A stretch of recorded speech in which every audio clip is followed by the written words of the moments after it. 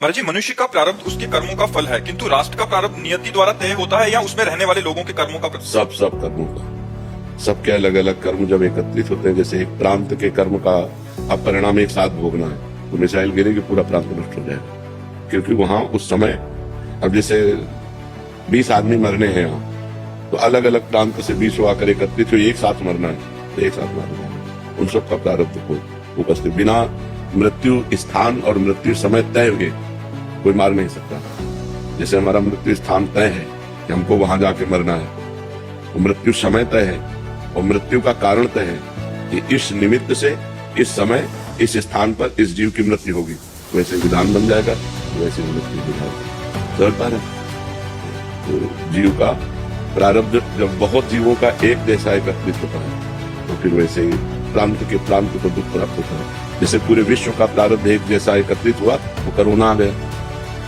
हर देश हर प्रांत में लाखों लोगों को मार गया ना, तो पूरे विश्व का प्रारब्ध एक हो गया उस समय, विश्व का प्रारब्ध। अब जैसे पूरे परिवार का प्रारब्ध एक हो गया, तो एक आदमी ने गलत काम किया, पूरा परिवार पीड़ित हुआ, रिश्तेदार नातेदार सगे संबंधी सबके डंडा चले, कहाँ है बताओ।